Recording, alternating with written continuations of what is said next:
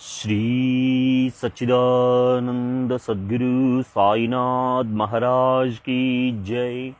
सद्गुरु श्री साईनाथ शरद बाबू जी की जय। శ్రీ ఏకనాథ భాగవతం 1వ అధ్యాయం. శ్రీ జనార్దన, నీకు వందనం. నీవు అనంతుడవు. నీ స్వరూపానికి ఆది అంతం లేవు.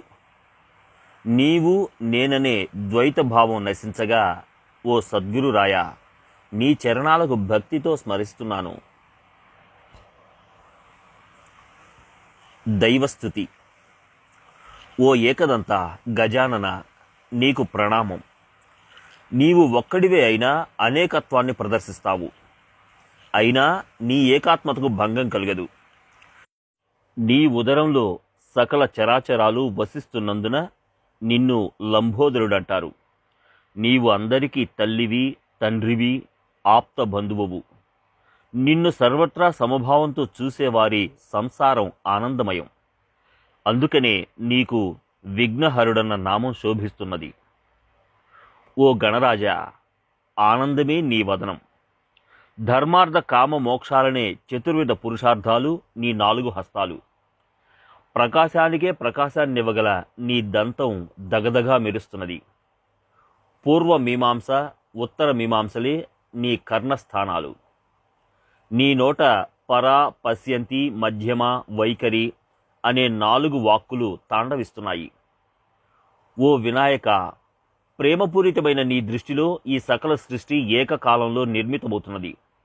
ఆనందంతో ఉప్పొంగుతున్న నీ ఉదరాన నాభి కమలంలా అలరారుతున్నది. బోధ అనే నాగబంధం నాభి కింద శోభస్కరంగా కనబడుతున్నది. శుద్ధ సత్వమనే మనోహరమైన ధవళ వస్త్రాన్ని ధరించి ఉన్నావు. సువర్ణాభరణాలకు నీ వల్లనే శోభ చేకూరింది. ప్రకృతి పురుషులనే 2 చరణాలను ఒక పద్ధతిలో పెనవేసి సహజాసనంపై పూర్ణత్వంతో శోభిల్లుతున్నావు. క్షణకాలం నీ దర్శనం లభిస్తే సకల విఘ్నాలు నశిస్తాయి. నీ పిడికిట్లో ఉన్న పరశువు సంసారంలోని దుఃఖ పాశాలను తెంచివేస్తుంది. శుద్ధ అంతఃకరణంతో, అనన్య ప్రేమతో నిన్ను పూజించేవారే నీకు ప్రియమైన భక్తులు.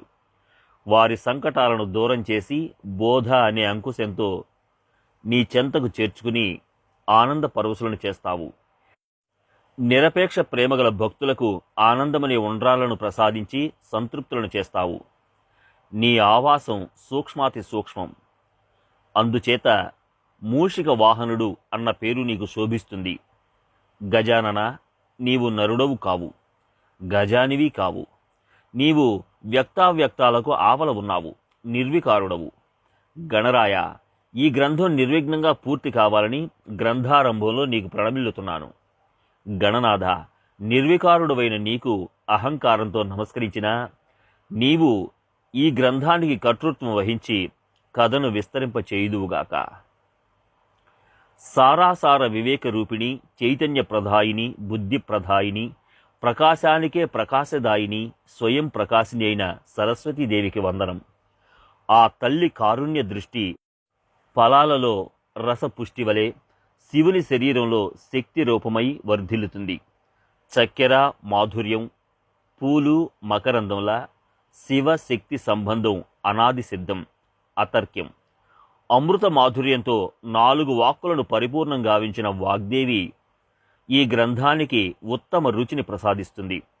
జగత్తులోని సారాసారాలను వేరు చేసే హంసనే వాహనంగా చేసుకున్న ఆ దేవత అతర్క్యం, అగమ్యం అనే సహజాసనంపై ఆసీనురాలైంది. పరమహంసపై ఆరూఢ అయిన ఆమెను వివేకహంసలే గుర్తిస్తారు. జడులు, అభాగ్యులైన అజ్ఞానులకు ఆమె గోచరించదు. ఆమె నిరాకార, విశ్వాకార. ఎవరినైనా దేనినైనా మాటల్లో స్తుతించడానికి ఆ భావాన్ని ఉద్భవింపజేసేదే వాగ్దేవి. వాక్కుకు వాక్కును ప్రసాదించే వాగ్విలాసిని పరమేశ్వరి, సర్వాంగ సుందరి అయిన సరస్వతీదేవి అంతర్బాహ్యాలలో ఉండి ఈ గ్రంథార్థాన్ని చాతుర్యంగా వెల్లడించుగాక. ప్రసన్న రూపిణి అయిన ఆ తల్లి నా అహంకారం తొలగించి ఈ స్థుతిని అనుగ్రహించింది. నాలో ద్వైత భావాన్ని నిర్మూలించింది. వ్యర్థ పదాలను తొలగించి మాటలకు అందని తత్వాన్ని మాటల్లో చెప్పి ఈ కార్యాన్ని సఫలం గావించింది. అలాంటి సరస్వతీదేవికి నేను సేవక రూపంలో భిన్నత్వంతో నమస్కరిస్తే నా అహాన్ని ఆ పరావాణి హరించివేసింది. నేను నీవనే భేదభావం అంతరించింది. సముద్రంలోని అలలు ఒకదానిపైనొకటి ఎగసి పడుతున్నట్లు స్వరూపాకార శబ్ద లహరులు ఆత్మస్వరూపంపై శోభిల్లుతున్నాయి. చక్కెరలోని తీయదనం చక్కెర కంటే వేరుగా లేనట్లు ఈ కథలోని శబ్దాలలో నిండి ఉన్న రసానందం బ్రహ్మానంద రసానికంటే భిన్నం కాదు. బ్రహ్మానందమనే ఆసనంలో నా స్థానంలో సరస్వతి కూర్చుని ఈ కథ చెప్పడం ఆరంభించింది. కథా రచనకు ఆదేశం. సంతప్తులైన జనుల దుఃఖాన్ని దూరం చేయడానికి స్వానందమనే జలాలను వర్షించే చిదానంద మేఘాలైన సజ్జనులకు ప్రేమతో వందనం చేస్తున్నాను. ఆ సజ్జనులు చైతన్యానికి ఆభరణాలు, బ్రహ్మ విద్యకు భూషణాలు, ఈశ్వరుడు కొలువున్న మనోమందిరాలు, పరబ్రహ్మకు నివాస స్థానాలు, ఆత్మానందంలో పరిపూర్ణులు, పూర్ణ విశ్వాసంతో విశ్రమించే స్థలాలు, భూతదయా సాగరులు, కరుణకు పుట్టినిండ్లు, నిర్గుణుల ఆత్మగౌరవాన్ని ఆత్మానందాన్ని ప్రతిబింబించే అవయవ స్వరూపాలు. వారి నేత్ర దృష్టి దర్శకులకు పుష్టి. వారి చరణాంగుష్టాలలో తృప్తికే తృప్తి లభిస్తుంది. వారి దృష్టి సోకితే జీవితంలోని సంకటాలన్నీ దూరమవుతాయి. సర్వత్రా పరబ్రహ్మాన్ని దర్శించగలుగుతారు. అక్కడ సాధన చతుష్టయంతో శాస్త్ర షట్కంతో పనిలేదు. వారిని శ్రద్ధగా సేవిస్తే జీవన మార్గాన్ని ప్రకాశింపజేస్తారు. అలాంటి సజ్జనులు జగత్తులో సదా వసిస్తారు. వారు ప్రకృతి కంటే విభిన్నులు. శరీరం ధరించి ప్రకృతిలో ఉన్నప్పటికీ వికారరహితంగానే ఉంటారు. కాబట్టి శరీర ఆకార వికారాలు, వ్యవహారాలు వారిని బాధించవు. వారు సుఖాలను చెడుగా, త్యాగాలను గొప్పగా భావించరు. సహజ స్థితిలో వసిస్తారు. వారు జ్ఞానాహంకారంతో మిడిసిపడరు. ప్రతి ప్రాణి వారిని చూడగలదు. కానీ విశ్వాసం లేక అనుమానాస్పదులై లోకులు మోసపోతారు. నాస్తికత్వం వలన వారిని గుర్తించలేరు. దృఢ విశ్వాసంతో అకుంఠిత భక్తితో సజ్జనుల చరణాలపై ప్రణమిల్లితే సర్వత్రా ఆత్మబలం అనుభవమవుతుంది. వారికి ప్రేమభావంతో నమస్కరించి అనన్య భక్తితో సేవిస్తే తమంత వారిగా చేస్తారు. ఆ సేవా మాధుర్యానికి బ్రహ్మానందం కూడా సాటిరాదు. అనన్య భక్తితో ఉపాసిస్తే ఆత్మస్వరూపం ప్రత్యక్షంగా అనుభవానికి వస్తుంది. ఆత్మ సాక్షాత్కార సమయంలో ప్రేమ వీచికలు శరీరమంతా వ్యాపిస్తాయి. ఆ సమయంలో అనుభవమయ్యే విస్మయాన్ని కూడా విస్మరిస్తారు. స్మరణ విస్మరణలుండవు. దేహభావం దేహంతోనే లుప్తమవుతుంది. అంతర్బాహ్యత్వం మిగిలుండదు. స్వరూప జాగృతి వలన స్వప్నం, జాగ్రత్త అవస్థలు నశిస్తాయి. సుషుప్తి సాక్షిత్వంలో మునిగిపోతుంది. ఉన్మనీయావస్థ పారిపోగా తురీయావస్థ తటస్థమవుతుంది. దృశ్యం ద్రష్టతో సహా అంతమవుతుంది. జ్ఞానంతో అజ్ఞానం నశిస్తుంది. అక్కడ విజ్ఞానం కూడా మిగులదు. సాధు సజ్జనులారా, సావధానులై ఇప్పుడు నాపై మీ దృష్టిని నిలపండి అని ఈ బాలుని విన్నపం. జ్ఞాన సూర్య తేజంతో ప్రకాశించే సజ్జనులను నాపై దృష్టి ఉంచండి అనడం కూడా బాల్య చాపల్యమే అవుతుంది. నా ఈ మాటలు విని సాధు సజ్జనులు ఎంతో ఆదరంగా ఈ గ్రంథాన్ని ప్రాకృతంలో రచించమని ఆదేశించారు. ఏ గ్రంథాన్ని ఆరంభించమంటారో దయచేసి సెలవీయవలసిందని నేను వారిని అర్థించాను. సమాధానంగా వారు, మాకు జ్ఞాన కథలంటే చాలా ప్రీతి. పురాణాలలో శ్రేష్టమైనది భాగవతం. అందులో ఉద్ధవ గీత పరమశ్రేష్టమైనది. శ్రీకృష్ణుడే వక్త. ఆ శ్రీకృష్ణుని కృపానుగ్రహాలు నీకు పరిపూర్ణంగా ఉంటాయి. మీలాంటి మధురమైన వక్తల ముందు నేనెంత అని అనగా ఈ స్తుతి వచనాలను ముగించి కథను ఆరంభించమని ఆదేశించారు. ఆ సజ్జనుల ప్రసన్న వాక్కులతో స్వానందం ఉప్పొంగింది.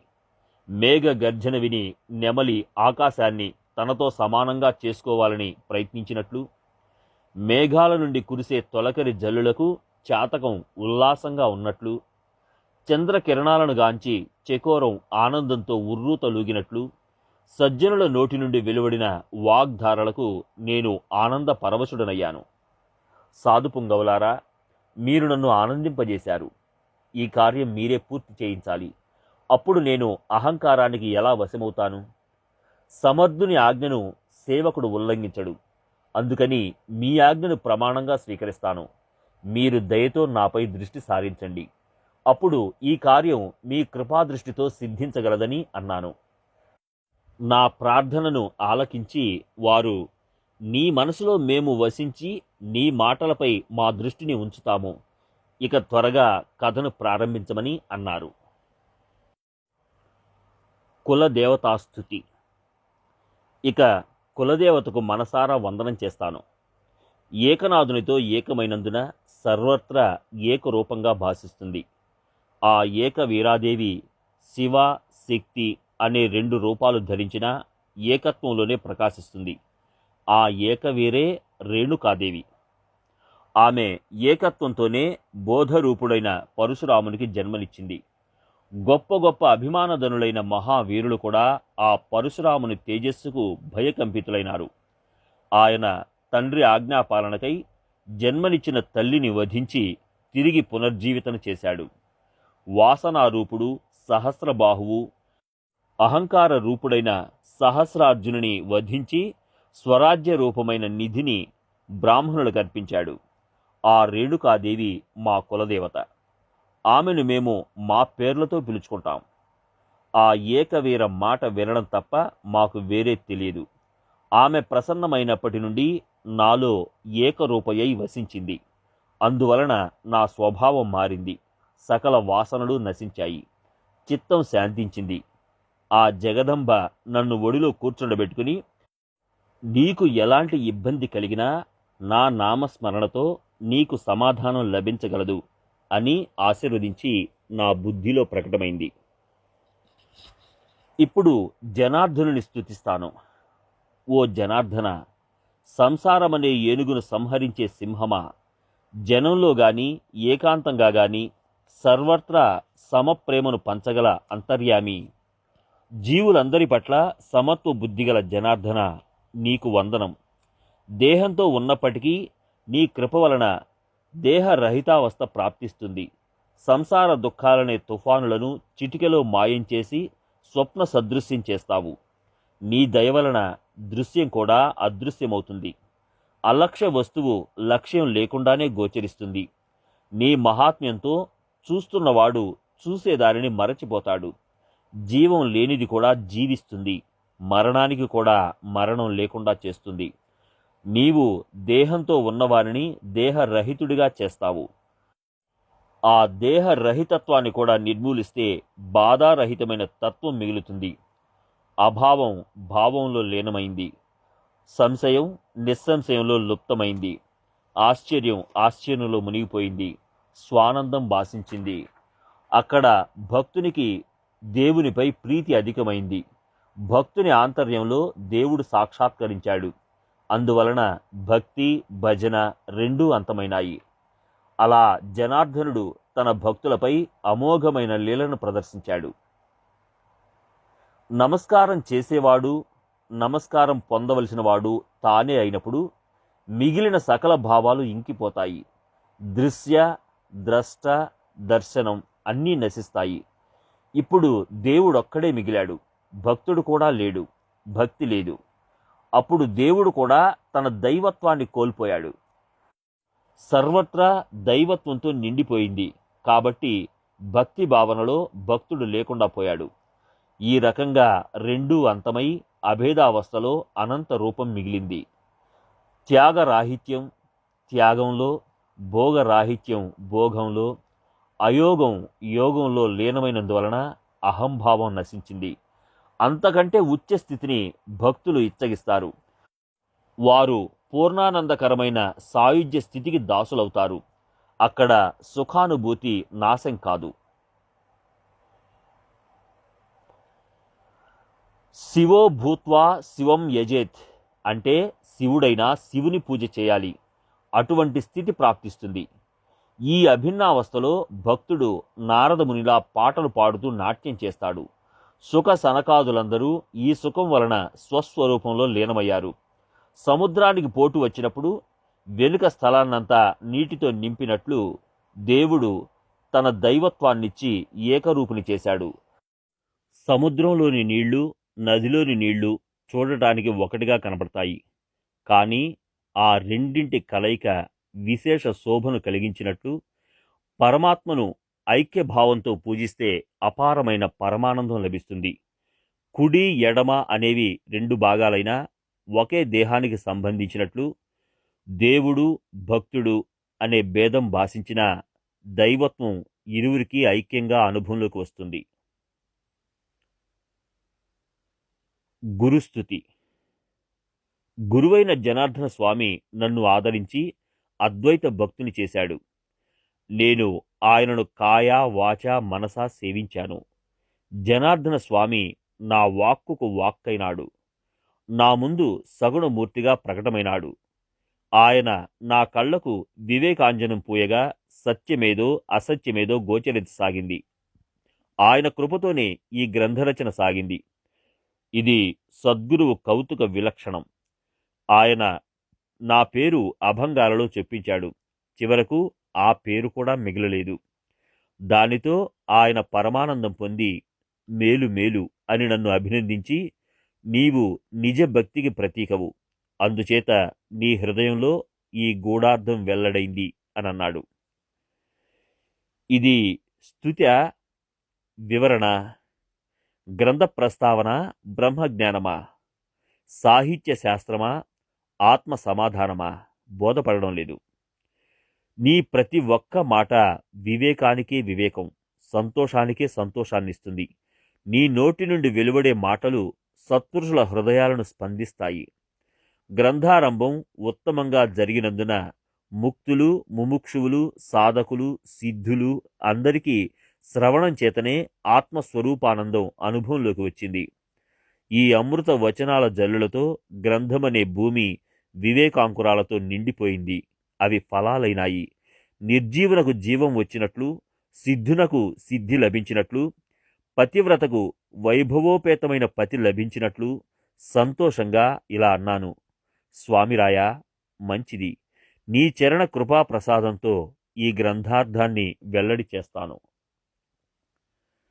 సేతుబంధన సమయంలో శ్రీరామచంద్రుడు దృష్టితోనే సముద్రంలోని శిలలను తేలి ఆడించినట్లు, వశిష్ఠుని ఆజ్ఞ మేరకు సూర్యమండలం ప్రకాశవంతమైనట్లు, యాజ్ఞవల్క్య ఋషి మంత్రాక్షరాలతో మోడును చిగురింపజేసినట్లు, ధర్మరాజు సునకానికి స్వర్గప్రాప్తి కలిగించినట్లు, నా పేరుతో ఈ గ్రంథం ప్రసిద్ధి పొందడంలో గురుని ఆజ్ఞ, మహిమ, వైభవం ద్యోతకమవుతున్నాయి.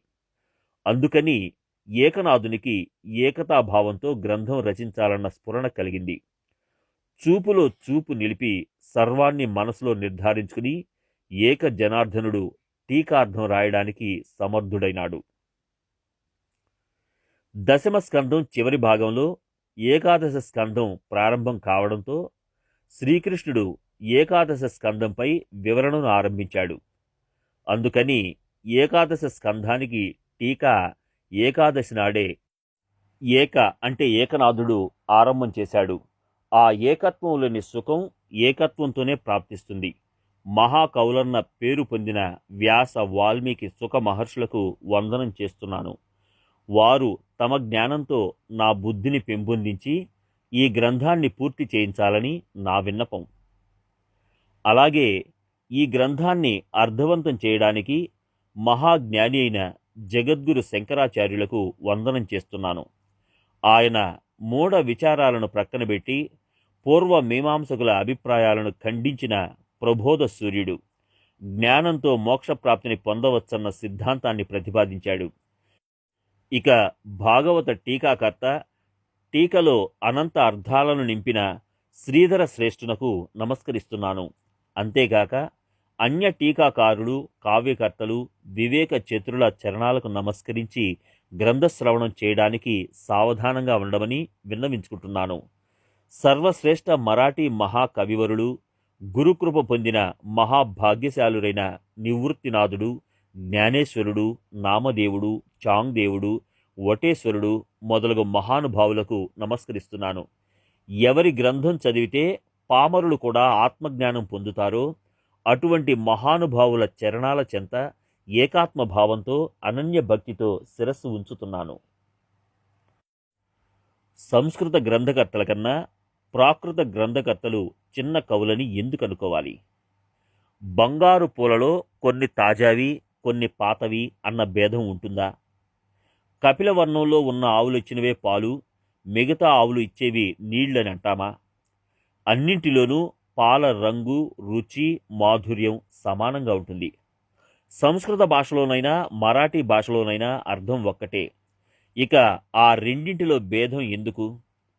రాజు అరణ్యంలో కూర్చున్నా సేవకులు ఆ స్థలాన్ని పవిత్రంగా భావించాలి, లేకపోతే రాజు వారిని శిక్షిస్తాడు. రాజు వివాహమాడితే పేదవాని కూతురైనా ధనవంతుని పుత్రికైనా రాణి అని అంటారు. అప్పుడు ఆ ఇద్దరి స్థాయి ఒక్కటే. ఆ విధంగా దేశ భాషలను అనుసరించి కొన్ని వస్తువుల పేర్లు మారుతుంటాయి. కానీ రామ, కృష్ణ, నారాయణ మొదలైన పేర్లు సంస్కృత భాషలోనైనా మరాఠీ భాషలోనైనా ఒకే విధంగా ఉంటాయి. అవి మారవు. సంస్కృతం దేవతల నుండి, మరాఠీ భాష దొంగల నుండి సంక్రమించిందా? ఇలాంటి భ్రమలన్నీ అహంకారం వలన ఏర్పడతాయి. భాష సంస్కృతమైన, ప్రాకృతమైన, శుభప్రదమైన హరికథ అందరికీ పవిత్రత చేకూరుస్తుంది. పూర్వ పురుష స్థుతి. ఇక ముత్తాత భానుదాసుకు వందనం చేస్తున్నాను. ఆయన వల్లనే మా వంశం ఆ భగవంతునికి ప్రియమైనది. ఆయన చిన్నతనంలోనే సూర్యుని వశం చేసుకుని చిద్రూపుడైన సూర్యుడైనాడు. మానవమానాలను విడిచి భగవత్పరంగా పావనుడైనాడు. ఆయన కావ్య రచనా చాతుర్యాన్ని వీక్షించడానికి శ్రీ విఠలుడే సాక్షాత్కరించాడు. ఆయన చెవులకు తేజోవంతమైన కుండలాలు మెరుస్తుండేవి. కాబట్టి చీకటిలో చూసినా వారి దర్శనం స్పష్టంగా లభించేది. ఆ భానుదాసుని పుత్రుడు చక్రపాణి. ఆయనకు సులక్షణమైన పుత్రుడు కలిగాడు. ఆ పిల్లవానికి సూర్యుడు అని నామకరణం చేసి భానుదాసు స్వస్థానానికి నిష్క్రమించాడు. ఆ సూర్యుని తేజో కిరణాలతో రుక్మిణి నాకు జన్మనిచ్చింది. ఈ గ్రంథారంభంలో పూజ్యులందరికీ వందనం చేశాను. నా భాగ్యం ధన్యమైంది. నేను వైష్ణవ వంశంలో జన్మించాను. ఈ వంశంలోని నారదుడు, ప్రహ్లాదుడు, సనకాదులు, ఉద్ధవుడు, అక్రూరుడు, శుకుడు, వశిష్ఠుడు మొదలైన పుణ్యమూర్తులు భగవంతునికి మహాభక్తులై తరించారు. ఆ సకల వైష్ణవ భక్తులు గ్రంథార్థం వైపు లక్ష్యముంచారు. వైష్ణవ వంశంలోని పూర్వ పురుషులందరికీ గ్రంథారంభాన నమస్కరిస్తున్నాను.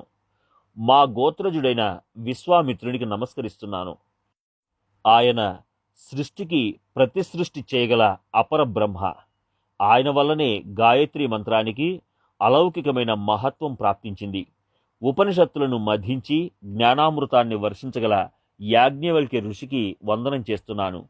ఇక సర్వభూతాలకు నమస్కరిస్తున్నాను. ఈ విధంగా గ్రంథారంభం ఉత్తమం, సర్వసమ్మతమైంది. ఇక గురువులకే గురువు, ఆత్మబోధకు, గ్రంథ నిర్మాణానికి స్ఫూర్తినిచ్చిన దత్తాత్రేయునికి సాష్టాంగ ప్రణామం ఆచరిస్తున్నాను. ఆయనే శబ్దాన్ని దర్శింపజేసి, శబ్దార్థాన్ని స్ఫురింపజేసి, వక్తృత్వాన్నిచ్చి మాట్లాడింపజేస్తున్నాడు. కథాస్తుతి. భాగవతం భగవంతుని హృదయం. చిత్తం భగవంతునిలో నెలకొని ఉన్నవారికి అది ప్రాప్తిస్తుంది. కల్పారంభంలో భగవంతుడైన శ్రీహరి బ్రహ్మదేవునికి 4 శ్లోకాలలో జ్ఞానాన్ని ఉపదేశించడంతో సందేహ నివృత్తయి ఆత్మానుభవమైంది. అలా గురు మార్గంలో లభించిన ఆ చతుశ్లోకి భాగవతాన్ని బ్రహ్మదేవుడు తన మానసపుత్రుడు, బుద్ధిమంతుడు, భక్తి పరాయణుడు అయిన నారదునికి ఉపదేశించాడు. నారదుడు సంతృప్తుడై ఆత్మానందంలో నాట్యం చేస్తూ భుజంపై బ్రహ్మ వీణ నిడుకుని పదాలు పాడుతూ ముల్లోకాలలో సంచరించేవాడు. ఒకసారి నారద మహర్షి సరస్వతి నదీ తీరానికి రాగా అక్కడ సంశయ సాగరంలో మునిగి ఉన్న వ్యాస మహర్షిని చూశాడు. వ్యాసుడు వేదాన్ని 4 భాగాలు చేశాడు, పురాణాలను రచించాడు. కానీ ఆయన హృదయం సమాధానపడలేదు. అప్పుడు నారదముని వ్యాసునికి అభయమిచ్చి ఏకాంత స్థలానికి తీసుకెళ్లి సంసార సంకటాలను దూరం చేసే 4 శ్లోకాలను ఉపదేశించాడు. ఆ ఆత్మబోధతో వ్యాసుడు తృప్తి చెందాడు. ఆయన సంశయాలన్నీ పటాపంచలయ్యాయి. ఆత్మానందంతో హృదయం ఉరకలేసింది. తరువాత వ్యాస మహర్షి భాగవతంలోని 10 లక్షణాలను సుఖ మహర్షికి ఉపదేశించాడు.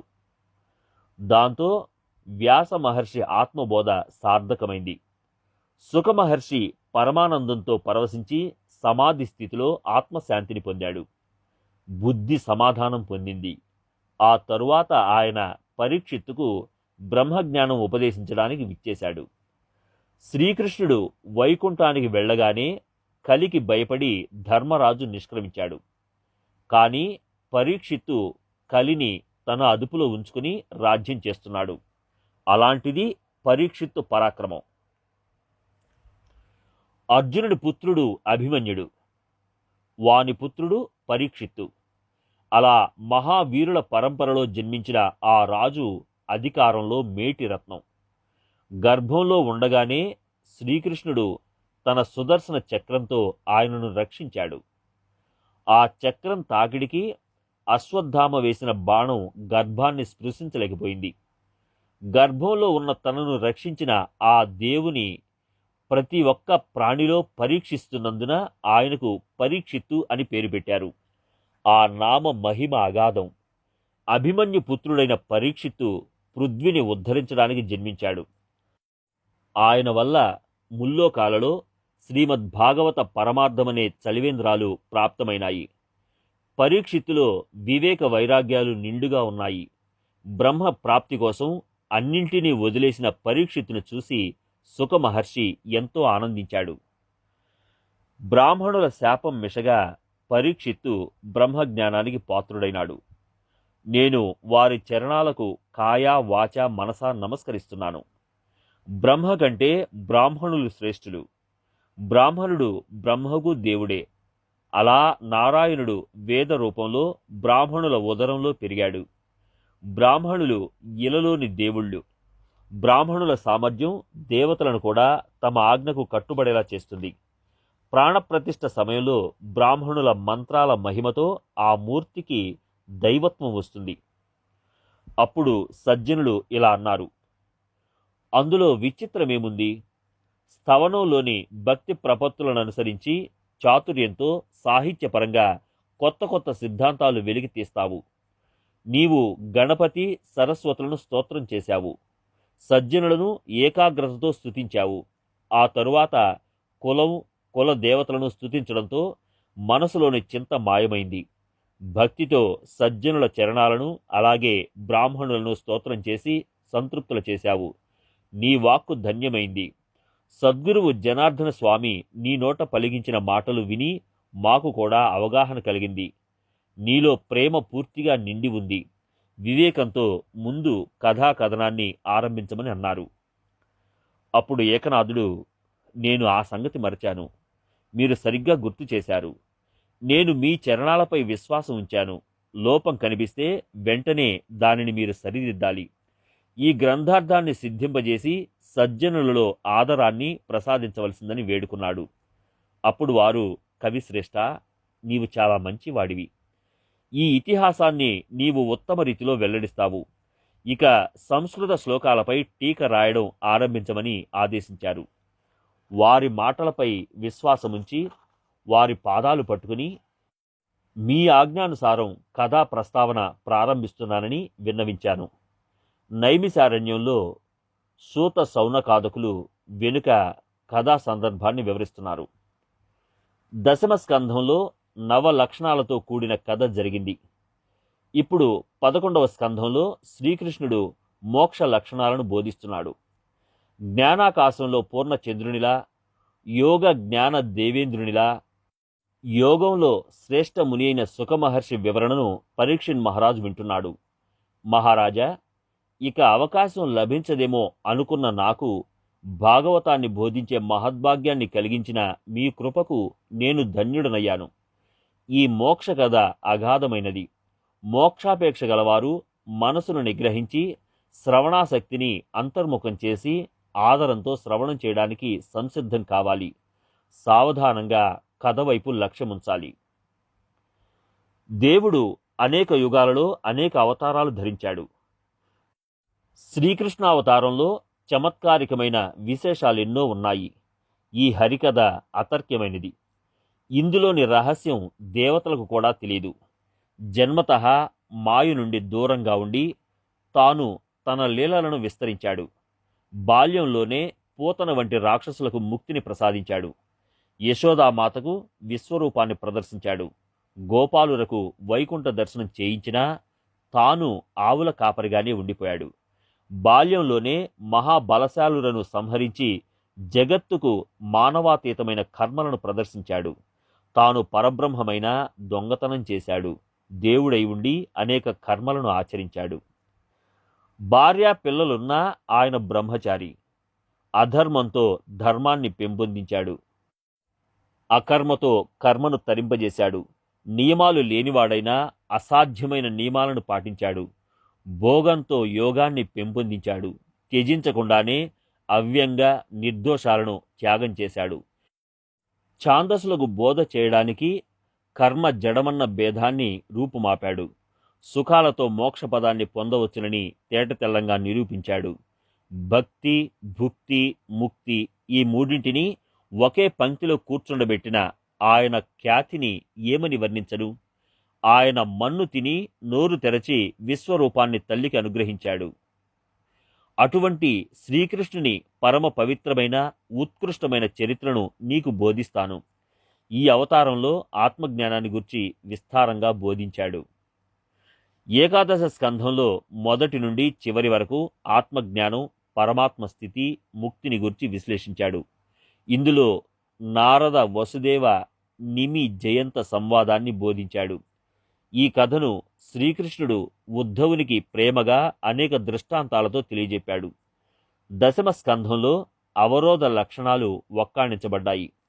అందులో శ్రీకృష్ణుడు అధర్మవర్తులను నాశనం చేసి భూభారాన్ని తగ్గించాడు. వారి అధర్మ భారంతో పృథ్వీ నిరంతరం ఆక్రోశిస్తుండేది. దాని భారం తగ్గించడానికి పరబ్రహ్మమైన శ్రీకృష్ణుడు అవనిపై అవతరించి దుష్టులైన దైత్యులను దునిమి భూమికి భారమైన రాజులందరినీ సంహరించాడు. ఇప్పుడు పూర్వకథా సందర్భాన్ని శ్రీ శుక మహర్షి నివేదించాడు. కథారంభం. పూర్ణ బ్రహ్మాంశగా పరమేశ్వరుడు శ్రీకృష్ణుని రూపం ధరించి భూలోకంలో అవతరించాడు. బలరామునితో సహా శూరులైన యాదవుల సహాయంతో రాక్షసులను వధించాడు.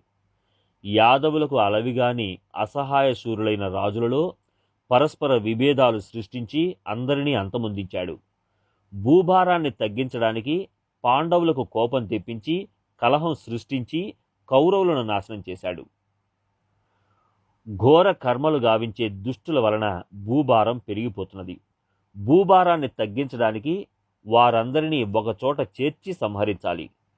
శ్రీకృష్ణుని సంకల్పానుసారమే కపట పాచికలు నిర్మించబడ్డాయి. ఆ కాపట్యంతో కౌరవ సముదాయమంతా అనాయాసంగా చంపబడ్డారు. ద్రౌపది ధర్మరాజు భార్య. ఆమెను కౌరవులు సభకు బంధించి తెచ్చారు. దుశ్శాసనుడు ఆమె జడ వెంట్రుకలను పట్టుకుని ఈడ్చుకుని వచ్చాడు. వారు చేసిన ఆ దుష్కర్మను వారే అనుభవించారు. అడవిలో దొంగలు దోపిడీ చేస్తే రాజు ఆ చోరుని పట్టుకుని దండిస్తాడు. రాజే దోపిడీ చేస్తే అప్పుడు దేవుడు పరుగున వస్తాడు. అలాగే ద్రౌపది వస్త్రాపహరణం కౌరవులు చేసిన ఘోర అన్యాయం. నిప్పు పెట్టడం, విషమిచ్చి చంపడం, ధనాన్ని స్త్రీలను అపహరించడం, దొంగ దెబ్బతీసి చంపడం, ఎవరిని లెక్క చేయకపోవడం, అపహాస్యం, దుర్భాషలాడటం, ధర్మాన్ని హింసించడం ఇవి కలహానికి కారణమైనాయి. పతివ్రత వస్త్రాపహరణానికి మరణం ఖాయం. ఆ కర్మతో కులమంతా విధ్వంసమైంది. ధర్మాన్ని విరోధించిన వారిని దేవుడు తప్పక వధిస్తాడు. దానివల్లనే పాండవుల మనసుల్లో భయంకరమైన క్రోధం రేకెత్తించాడు. భగవంతుడు భూభారాన్ని తగ్గించాలి. ఆ కారణంగా ఆయన ఆప్తులు, ఇష్టులు, స్నేహితులు, బంధువులు, దాయాదులు, శాస్త్రవేత్తలు, అలా పవిత్రమైన వారిలో కూడా విచిత్రమైన కలహాలను ఉత్పన్నం చేశాడు. శ్రీకృష్ణుడు తన రక్త సంబంధీకులకు సహాయంగా వచ్చిన రాజులను, సేనలతో సహా సర్వులను అంతమొందించాడు. దుష్టులను ఆదుకునేవారిని, అధర్మవర్తనులైన రాజులను, వారి సేనలను వెతికి మరీ సంహరించాడు. అయినప్పటికీ భూభారం తగ్గిందని శ్రీకృష్ణునకు అనిపించలేదు. యాదవులను బలవంతులను చేసి అసంఖ్యాకంగా దుష్టులను సంహరించాడు. ఇక యాదవులను నాశనం చేస్తే తప్ప భూభారం తగ్గే వీలు లేదని శ్రీకృష్ణునికి తెలుసు. కర్పూరాన్ని వేస్తే అగ్నిలోని మంటలు అధికమవుతాయి. కానీ కర్పూరం అయిపోగానే అగ్ని శాంతించినట్లు అరటి చెట్టు గెల వేసిన తరువాత పుష్టిగా తయారవుతుంది.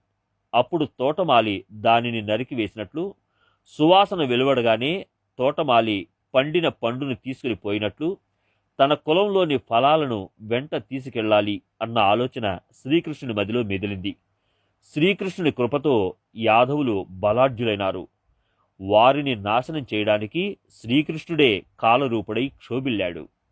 యాదవ కులం ప్రబలమైంది. వారిని అదుపులో పెట్టే వారెవరూ మిగిలిలేరు.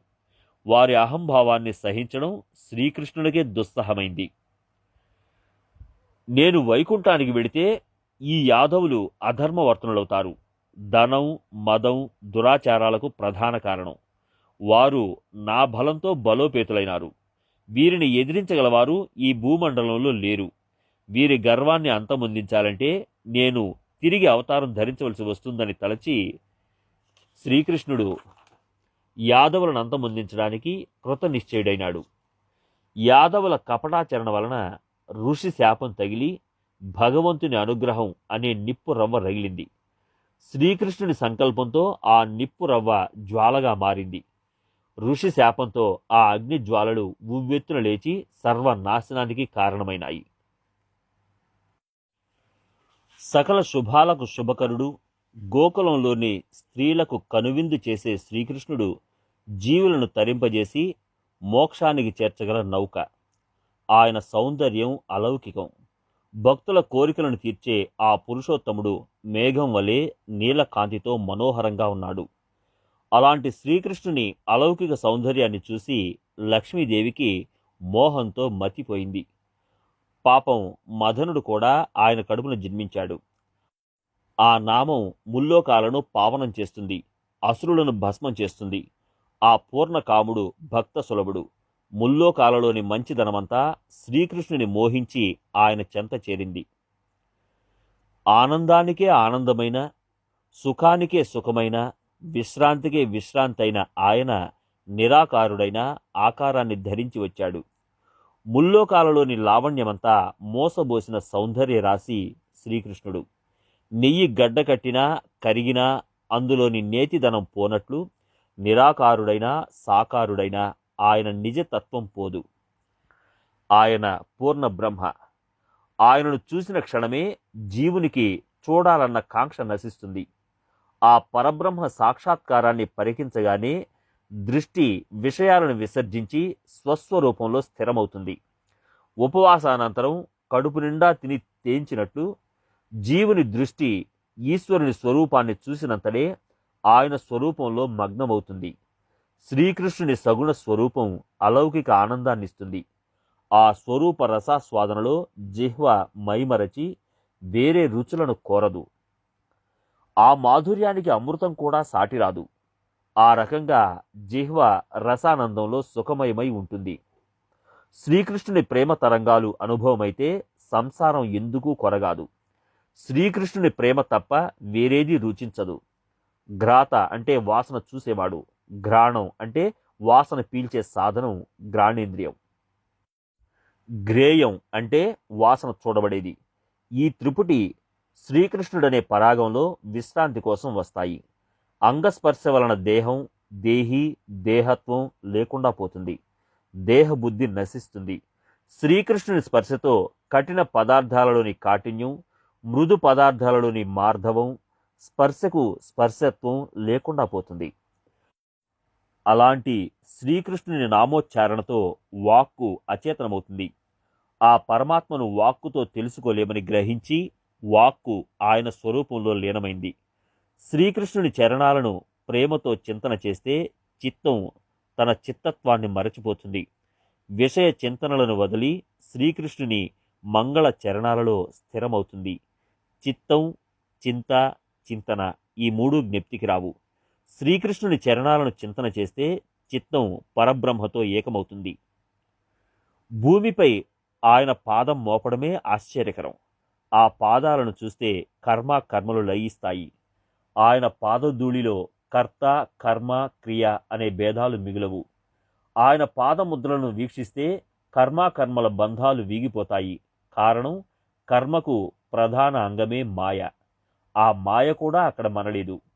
ఆవులను వెన్నంటి ఉన్న శ్రీకృష్ణుని సుకుమార పాదాలను చూస్తే నేను కర్తను అనే కర్తృత్వ అభిమానంతో సహా కర్మభేదం కూడా నివృత్తి అవుతుంది.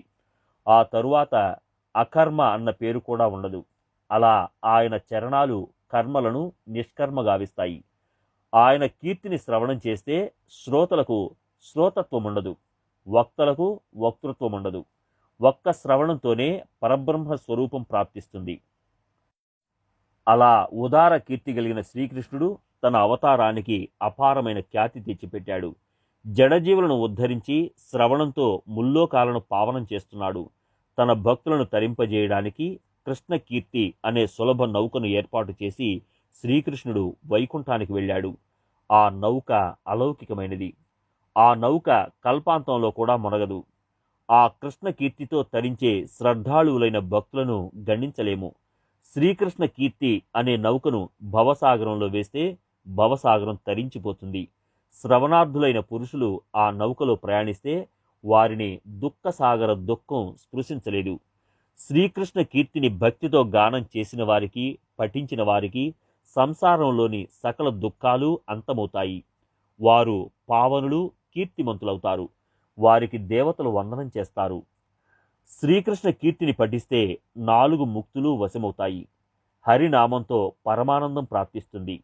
శ్రీకృష్ణ కీర్తి గానం, శ్రవణం వలన అజ్ఞానాంధకారాలు అంతరిస్తాయి. శ్రీకృష్ణ కీర్తిలో పరమానందం నిండి ఉంటుంది.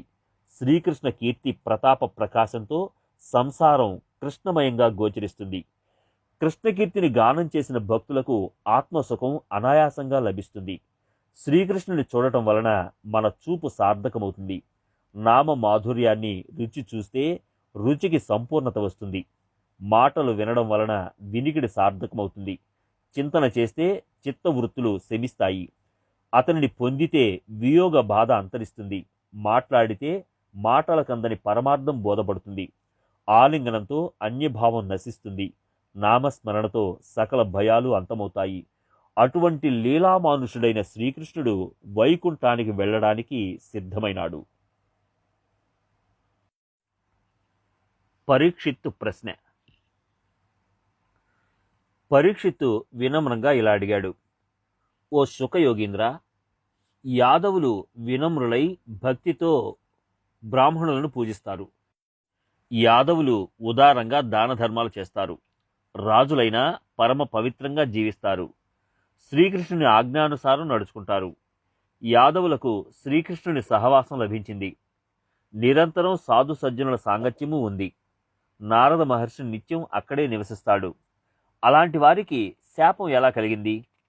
దక్షుని శాపం శ్రీకృష్ణుని సాన్నిధ్యంలో నారద మహర్షిని బాధించలేకపోయింది. అందుకని ఆయన నిత్యం ద్వారకలో నివసిస్తాడు. శ్రీకృష్ణుడు ద్వారకలో ఉండగా యాదవులకు శాపం ఎలా సంభవించింది? శాపానికి మూల కారణం క్రోధం. బ్రాహ్మణులకు క్రోధం తెప్పించడానికి కారణం ఏమిటి? వారికి ఏ ముని శాపమిచ్చారు? యాదవులు రక్త సంబంధికులని సాక్షాత్తు శ్రీకృష్ణుడు వారిని సంరక్షిస్తున్నాడు. వారు సగోత్రికులు, ఆప్తులు, సదా ఏకాభిప్రాయంతో ఉంటారు. వారిలో వారికి విరోధం సంభవించదు. అలాంటప్పుడు యుద్ధ పరిస్థితి ఎలా సంభవించింది? ఆత్మే పుత్రుడు అనే శృతి వచనం అందరికీ ప్రమాణం. అలాంటప్పుడు శ్రీకృష్ణ వంశజులకు శాపం ఎలా కలిగింది? ఆ శాపం నిజమెలా అయింది అని రాజు ప్రశ్నించాడు. స్వకులాన్ని నాశనం చేయడమే శ్రీకృష్ణుడి సంకల్పం. ఆయనే యాదవకుల నాశనానికి నడుం కట్టాడు అంటూ ఆయన అవతార మహిమను సుఖ మహర్షి ఇలా చెప్పసాగాడు. రాజా, శ్రీకృష్ణుడే చేసేవాడు, చేయించేవాడు. శాపం నిమిత్తంగా తన వంశంలో అవివేకాన్ని సృష్టించాడు. శ్రీకృష్ణునికి వైకుంఠానికి పోవాలన్న ఉత్కంఠ తీవ్రంగా ఉంది. అందువలన మిగిలిన కార్యాలను పూర్తి చేయడానికి త్వరపడుతున్నాడు. నా కుల క్షయం ఎప్పుడు అన్న దేవుని ఆలోచనే ఋషి శాపానికి మూల కారణమైంది. అటువంటి భగవంతుడైన శ్రీకృష్ణుని సుందరమూర్తిని సుఖ మహర్షి వర్ణించి చెప్పగా దాంతో పరీక్షిత్తు స్వానందంలో తేలియాడసాగాడు. శ్రీకృష్ణుడు సకల సౌందర్యానికి అధిష్టానమైన మనోహరమైన సుశోభితమైన వేషధారణతో ఉన్నాడు. ఆ జగదీశ్వరుడు తన శరీరంలో లావణ్యాన్ని సంగ్రహించి పెట్టాడు. ఆ చమత్కారాన్ని ఏమని వర్ణించేది? ఆయన సౌందర్యానికి అలౌకికమైన తేజస్సు జత కలిసింది. ప్రతి ఒక్క అవయవంపై ప్రజల దృష్టి స్థిరంగా ఉంది. కృష్ణుని రూపాన్ని ఎంత చూసినా తనివి తీరదు. గులాబీపై తుమ్మెదలు వరుసగా వచ్చి వాలినట్లు కృష్ణుని సర్వాంగాలపై లోకుల దృష్టి తిష్టవేసుకుంది. కళ్ళు ఆయన దర్శనం కోసం తప్పిస్తాయి. అందరి కళ్ళు ఆయననే ఆస్వాదిస్తాయి. అలా శ్రీకృష్ణుని శోభ స్వానంద సాకారమూలం. సృష్టిలో శ్రీకృష్ణుని రూపం అలౌకికం. గోపికలకు గోవిందునిపై ఎనలేని ప్రేమ. శ్రీకృష్ణుడు సౌందర్యవంతుడు కాబట్టి విషయాసక్తుడు అనడం సబబు కాదు. ఆయన పూర్ణ కాముడు, ఇచ్చ లేనివాడు, ఆత్మారాముడు. అహో, ఆయన పూర్ణకాముడైతే ద్వారకలో గృహశాస్త్రము ఎందుకు? స్త్రీలు, పుత్రులు, రాజ్యలోభం, విషయచ్చ ఎందుకున్నాయి? శ్రీకృష్ణుడు 4 ఆశ్రమాలను ప్రకాశింపజేసేవాడు. ముల్లోకాలలో గృహస్థు ఆయనే. ఆయనే నైష్టిక బ్రహ్మచారి, పరమహంస, సన్యాసి. శ్రీకృష్ణుని దేహంలో ప్రారబ్ధానికి ప్రాధాన్యత లేదు. ఆయన లీలా విగ్రహుడు, అంటే స్వేచ్ఛగా దేహధారణ చేస్తాడు. ఆయన శుద్ధ చైతన్య సాగరంలో లహరి వంటి దివ్య దేహుడు. ఆయన గావించిన సకల కర్మలు పుణ్యపావనమైనవి. ఆయన కర్మల శ్రవణం, కథనం చేస్తే అందరూ ఉద్ధరింపబడతారు. శ్రీకృష్ణుని కర్మలను అంటే లీలలను మనసారా స్మరిస్తే ఆ జీవుని కర్మబంధం తెగిపోతుంది. శ్రీకృష్ణుడు దీనోద్ధారణకు అలాంటి ఉదార కర్మలు చేశాడు. శ్రీకృష్ణుడు కామాసక్తుడు, అందుచేత ఈ కర్మలు చేశాడని అనవచ్చు. కానీ ఆయన నామం కామనలను నాశనం చేస్తుంది. అలాంటి ఆయన కామాసక్తుడవడం సంభవమా? శ్రీకృష్ణుని లీలలను స్మరిస్తే సన్యాసులు నిష్కాములవుతారు. కామాసక్తుని కామం నివృత్తవుతుంది. అలాంటి ఉదారమైన అలౌకిక లీలలను ప్రదర్శించాడు. ఆ మేఘశ్యాముడు మానవులను ఉద్ధరించడానికి తన కీర్తిని ఈ లోకంలో వ్యాపింపజేశాడు. భగవంతుని సుమంగళ కర్మ చెవినబడితే కర్మ మాలిన్యం నిర్మూలనమవుతుంది. శ్రవణంతో శ్రోతలలో సద్భావన కలిగి దేవుడు ప్రత్యక్షమవుతాడు. అహంకారం నశిస్తుంది. అలాంటి ఈ హరి కీర్తి ఉదారమైనది. శ్రీకృష్ణుని కీర్తిని శ్రవణం, స్మరణం, పఠనం చేసి అనేకులు ఉద్ధరింపబడ్డారు. ఇక ముందు కూడా ఉద్ధరింపబడతారు. పూర్వజన్మ పుణ్యరాశి జతకూడితే హరికథ వైపు లక్ష్యం కుదురుతుంది. పుణ్యశీలురు కాకపోతే దానిని వినాలంటే నిద్ర వస్తుంది. హరికథ పట్ల ఆదరమున్న వారి పుణ్యానికి అవధులు లేవు. కేవలం నామంతో భగవంతుని పట్ల ప్రేమతో ముక్తి లభిస్తుంది. తీర్థాల గర్వం అణగారుతుంది. అలా ఆయన కీర్తి ఉదారం. పిండారిక క్షేత్ర ప్రస్థానం. ఆయన పూర్ణ బ్రహ్మ సర్వేశ్వరుడైనప్పటికీ లీలా శరీర ధారణ చేసి యదువంశంలో అవతరించాడు. కానీ భూభారం తగ్గిందని శ్రీకృష్ణునకు అనిపించలేదు. ప్రబలురైన యాదవులు ఇంకా మిగిలి ఉన్నారు. వారందరినీ అంతం చేయాలని తోచింది. ఈ అవతారంలో యాదవులను నాశనం చేసే కార్యం మిగిలి ఉన్నది. తన వంశాన్ని అంతం చేసి వైకుంఠానికి వెళ్లాలన్న సంకల్పంతో యాదవులకు కాలరూపుడై ముందు భవిష్యత్తును ఎరిగినవాడై అపూర్వ సంఘటనను సమకూర్చాడు. నారదాది మునిజనులను రావించి శ్రీకృష్ణుడు వారందరినీ అక్కడి నుండి సత్వరం బయలుదేరమని ఒత్తిడి చేశాడు. సాధువులు దూరంగా పోతే అక్కడ అనర్థం పొంచి ఉంటుంది. సాధు సముదాయం ఉండే చోటు జనన మరణాలకు తావుండదు. ఈ రహస్యం శ్రీకృష్ణునకు తెలుసు. యాదవులను శాపానికి గురి చేయడానికి ఆయన ప్రథమంగా సజ్జనులను దూరం చేసే ఉపాయం యోచించి ఋషి సముదాయాన్ని ద్వారకు నుండి బయటకు పంపివేశాడు. ఋషులు తమ తమ ఆశ్రమాలకు పోదలచారు. కానీ లీలామానుష విగ్రహుడైన శ్రీకృష్ణుడు అందరినీ పిండారికా క్షేత్రానికి పంపాడు. శ్రీకృష్ణుడు పిండారికాకు పంపిన ఋషుల వివరం వినండి. తమ తపశ్చర్యతో దేదీప్యమానులై పూర్ణ జ్ఞాన సంపన్నులై శ్రీకృష్ణుడు నిత్యం వందనం చేసే శ్రేష్ఠ ఋషీశ్వరులు పిండారికా తీర్థానికి వెళ్ళారు.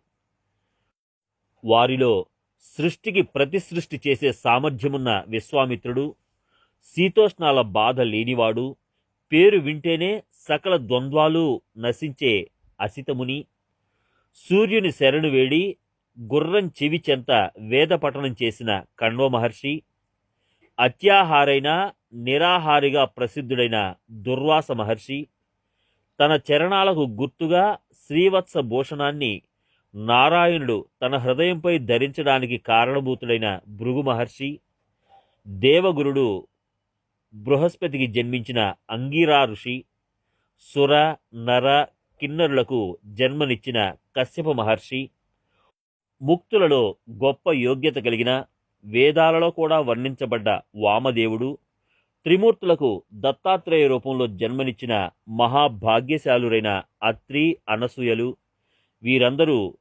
శ్రీకృష్ణాజ్ఞానుసారం బయలుదేరారు. శ్రీరామచంద్రునికి సద్గురువు, బ్రహ్మజ్ఞాని, సూర్యుని జయించిన వశిష్ఠ మహర్షి, దేవర్షి నారదుడు కూడా వెళ్ళారు. అలా సకల మునిశ్రేష్ఠులు సపరివార సహితంగా పిండారికాకు చేరారు. హాని కలిగిస్తే శపించగల సామర్థ్యం కలవారు, జ్ఞాన భక్తితో ప్రసన్నం చేసుకుంటే అనుగ్రహించగల మహాశక్తిశాలురైన సకల ఋషులు మునులు ఆ క్షేత్రంలో శ్రీకృష్ణుని అద్భుత వైభవాన్ని కీర్తించసాగారు. సకల జగత్తుకు తండ్రి అయిన శ్రీకృష్ణుడు తన కుమారుల మనసులో ఋషీశ్వరులను కపటాచరణతో అపహాస్యం చేయడానికి ప్రేరణ కలిగించాడు. నింద, అలక్ష్యం, తిరస్కారం, కపటాచరణ ఇవన్నీ బ్రాహ్మణులకు కోపం కలిగిస్తాయి. వాటి వలన అవశ్యం కులక్షయమవుతుంది. బ్రాహ్మణుల కోపానికి ఇంద్రుడు, ఈశ్వరుడు, చంద్రుడు మొదలైన వారికి దుర్దశ కలిగింది. అలాంటప్పుడు యాదవులు ఒక లెక్క. సముద్రాన్ని ఉప్పునీరుగా చేసిన బ్రాహ్మణుల కోపం విపరీతం. ఇక్కడకు వచ్చిన ఋషులలో ప్రతి ఒక్కరి చరిత్ర చూస్తే వారి క్రోధం అతి దుర్భరమైనదిగా కనబడుతుంది. అటువంటి ఋషులంతా ఒకచోట చేరారు. వారి వాక్కు ప్రామాణికం. దాని ఫలమే యదుకుల వినాశనం. యదుకుల వినాశనం. యాదవ పుత్రులంతా కలిసి బంతి ఆట ఆడసాగారు. చెండును పట్టుకుని ఒకరిపై ఒకరు విసురుతారు. మిగిలిన వారు చెండును తప్పుకుని పక్కకు పోతారు. అలా విచిత్రంగా క్రీడిస్తూ వారు ఋషుల వద్దకు వచ్చారు. ఆ యాదవ పుత్రుల ఒళ్లంతా ధనమదంతో నిండి ఉంది. పొగరుమోతుతనంతో ఉన్మత్తులై భూత భవిష్యత్ వర్తమానాలు తెలిసిన ఆ ఋషివర్యుల చెంత కపట నాటకం మొదలుపెట్టారు. వారు సాంబునికి స్త్రీ వేషధారణ చేసి అందంగా తీర్చిదిద్దారు. వాని కళ్ళు అసలే నల్లగా ఉంటాయి. వానికి యవ్వనంలో ఉన్న స్త్రీల హావభావాలు ప్రదర్శించే కౌశలం ఉంది. అందుచేత వానికి స్త్రీ వేషం బాగా నప్పింది. అతడు సిగ్గులొలకబోస్తూ కాటుక కళ్లతో అందరినీ ఆకర్షించసాగాడు. చూసేవారికి చూపు నిలవడం లేదు. అతడు అసలే అందగాడు, నాజూకుగా ఉంటాడు. హంస వలె మందగమనంతో నడవసాగాడు. పొట్టకు వస్త్రం చుట్టుకుని చూసేవారికి నిజమైన గర్భిణీ స్త్రీలా ఉన్నాడు. వేషం ధరించిన చెలుల భుజాలపై చేతులు వేసి నడవడానికి శక్తి లేనట్లు నడుస్తున్నాడు. ఆ రీతిగా వస్తున్న స్త్రీ రూపి పురుషుని ఋషులు చూశారు. స్త్రీ వేషం ధరించిన వాడు ఋషులకు కొంచెం దూరంగా నిలబడ్డాడు. మిగతా యాదవులు ఋషుల వద్దకు వచ్చి సాష్టాంగ ప్రణామం చేశారు. కపటేచ్ఛతో ప్రదక్షిణం చేశారు. వారి చరణాలపై శిరస్సు నుంచి నమ్రత నటిస్తూ ఋషుల ఎదుట నిలబడి మృదు స్వరంతో, స్వామి, ఆ సుందరమైన నవమాసాలు నిండిన గర్భవతికి మీ మాటపై చాలా గురి, స్వయంగా అడగటానికి సిగ్గుపడుతున్నది. అందుకని మా ద్వారా మీ చరణాలకు వినతి చేసింది. మీరు సత్యదర్శులు, మీ మాట అసత్యం కాదు. హరిహరులు కూడా మీకు వందనం చేస్తారు. మీరంతా జ్ఞానపూర్ణులైన మహాత్ములు. ఈ గర్భవతి పుత్రేచ్ఛతో మిమ్ములను ప్రశ్నిస్తున్నది. ఆమెకు ఏమవుతుందో మీరు దయచేసి చెప్పవలసింది అని ప్రశ్నించారు. వెంటనే ఆ దుష్ట కోరిక ఫలితం అనుభవంలోకి వచ్చింది. ఈ కాపట్యాన్ని గ్రహించి నారదుడు ఇలా అన్నాడు: యాదవులకు మరణం ఆసన్నమైంది. చీమకు రెక్కలు వస్తే దానికి మరణం తప్పనట్లు. ఋషులతో కాపట్యం జరిపినందున కులక్షయం తప్పదు. అపశబ్దం నోటి నుండి వెలువడినా మనం సద్భావంతో జ్ఞానులకు వందనం చేయాలి. ఆ ఋషి సముదాయం ముందు కాపట్యం ప్రదర్శించడం విషభక్షణమే. విషం తింటే మృత్యువు వచ్చినట్లు సత్పురుషులను మోసం చేయ ప్రయత్నిస్తే కులక్షయం తప్పదు. ఓ రాజా, విను.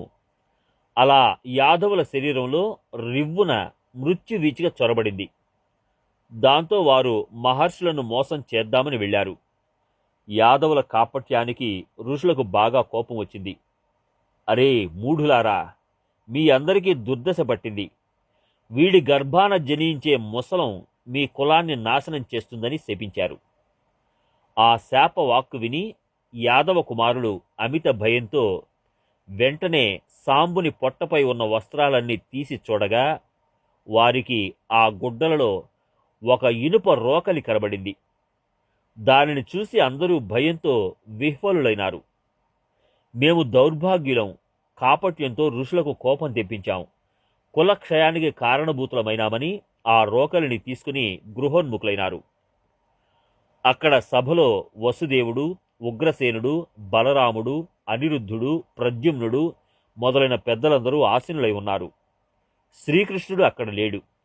యాదవ పుత్రులు మ్లానవదనులై సాంబునితో సహా అక్కడకు వచ్చి ఆ ఇనుప రోకలిని వారి ముందుంచి శాపంతో సహా సకల వృత్తాంతాన్ని విన్నవించారు. ఋషులు క్రోధంతో ఇచ్చిన ఆ ఉగ్ర శాపం విని యాదవులు వణకసాగారు. ఋషి శాపం అబద్ధం కాదని వారందరూ విషాదభరితులయ్యారు. ప్రత్యక్షంగా ఆ రోకలిని చూసి గొప్ప కలకలం రేగింది. సకల నాగరికులు కల్లోళంతో తల్లడిల్లారు. ఓ రాజా, విను. వారి భవిష్యగతి బలవత్తరమైనది, అగాధమైనది. యాదవులందరూ ఈ విషయం శ్రీకృష్ణునకు తెలుపకూడదని నిర్ణయించారు. ఉగ్రసేనుడు ఇనుప సుత్తితో ఆ రోకలిని చూర్ణం చేశాడు. దాని మిగిలిన భాగం వజ్రం వలె కఠినంగా ఉంది. దానిని ఇంకా ముక్కలు చేయ వీలు కాలేదు. అందుకని దానితో సహా ఆ చూర్ణాన్ని వెంటనే సముద్రంలో పారవేయించాడు. సముద్రంలో పారేయబడ్డ ఇనుప రజమంతా అలలతో కొట్టుకుని వచ్చి ప్రభాస తీర్థానికి చేరింది. అది భయంకరంగా రెల్లు రూపంలో మొలిచింది. చూర్ణంగాని ఇనుప ముక్కను ఒక చేప మింగింది. ఒక బెస్తవాడు సముద్రంలో వలవేసి బహు నేర్పుతో దానిని పట్టి బయటకు లాగాడు. దానిని కోసి దాని పొట్టలోని ఇనుప ముక్కను బయటకు తీశాడు. దానిని చూసి బెస్తవానికి ఆనందం కలిగింది. ఎందుకంటే వాని భార్య అలాంటి ఇనుప ముక్క దొరికినవాడు గొప్ప భాగ్యవంతుడవుతాడు. చేప పొట్టలో ఇనుము పొరపాటున కూడా ఉండదు. ఆ యోగం వలన వేటగానికి అసాధ్యం కూడా సుసాధ్యమవుతుందన్నది. అందుకని ఆ ఇనుప ముక్కతో బాణాన్ని తయారు చేశాడు. ఆ ఇనుప రోకలిని ముక్కలు చేసి సముద్రంలో పారవేయించిన వృత్తాంతాన్ని ఉగ్రసేనుడు శ్రీకృష్ణునకు తెలుపలేదు. కానీ సర్వజ్ఞుడైన శ్రీకృష్ణునకు ఆ సంగతి తెలుసు. ఋషుల వాక్కును వమ్ము చేయాలన్న ఆలోచన శ్రీకృష్ణునికి లేదు. ఋషి శాపాన్ని మార్చడం శ్రీకృష్ణుని శక్తికి మించిన పని అని అనుకుంటే అది అలా అనుకునే వారి మూర్ఖత్వం. ఆయన మృత గురుపుత్రుని తిరిగి తెచ్చాడు. కలికాలాన్ని నియంత్రించే వానికి ఈ శాపాన్ని ఒమ్ము చేయడం పెద్ద పనేం కాదు. దేవకీ పుత్రుని మృత గర్భాన్ని తిరిగి జీవింపజేసినట్టి శ్రీకృష్ణుడు ఈశ్వరునికే ఈశ్వరుడు. ఆయనకు అసంభవం అనేది లేదు. సర్వం ఆయనకు ఎరుక. నిద్రపోయే వారిని నిద్రాభంగం కాకుండా మధుర నుండి ద్వారకకు తెచ్చిన ఆయనకు అశక్యమేదీ లేదు. ఆయన తన కులం పట్ల మమకారం వహించలేదు. తన కులం నాశనమయ్యే పరిస్థితి కలిగినా ఋషి వచనాన్ని అసత్యం చేయదలుచుకోలేదు. ఆయన పూర్ణ బ్రాహ్మణ్య దేవుడు. శ్రీకృష్ణుడు ఋషిజన వందితుడే కాదు, స్వయంగా ఋషిజనులకు నిత్యం వందనం చేస్తాడు. వారి వచనాన్ని అసత్యం కానీయడు. అందుకని ఆయన పూర్ణ బ్రహ్మ అని వేద విధులు కీర్తిస్తారు. కులక్షయ విషయంగా బ్రాహ్మణులపై కోపగించలేదు. ఋషుల శాపం విని మోహంలో పడలేదు. పైగా కులక్షయ విషయంగా తన సంకల్పం సిద్ధించిందని సంతృప్తి చెందాడు. కాలరూపుడైన శ్రీకృష్ణుడు జరిగేది తెలిసి నిర్విచారుడయ్యాడు. ముందు అధ్యాయంలో రసవత్తరమైన స్వానందపూర్ణ జ్ఞాన కథను చెబుతాను. ఆ కథ పట్ల శ్రోతలు శ్రద్ధ వహించండి. అందులో నారద వసుదేవ సంవాదం, జనకుడు ఆర్షభదేవుల ప్రశ్నోత్తరాలను విని జీవుడు స్వానందంలో పొంగిపోవడం ఉంటుంది. ఈ బ్రహ్మజ్ఞాన కథ రసవత్తరమైనది. దానిని శ్రోతలచే పరమార్థపరంగా ఆస్వాదింపచేస్తాను. ఆ కథను అర్థం చేసుకోవడానికి శ్రోతలు దయచూపండి.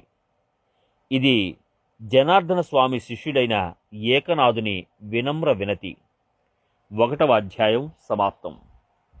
శ్రీ సచ్చిదానంద సద్గురు సాయినాథ్ మహారాజ్ కీ జై. సద్గురు శ్రీ సాయినాథుని శరద్ బాబూజీ కీ జై.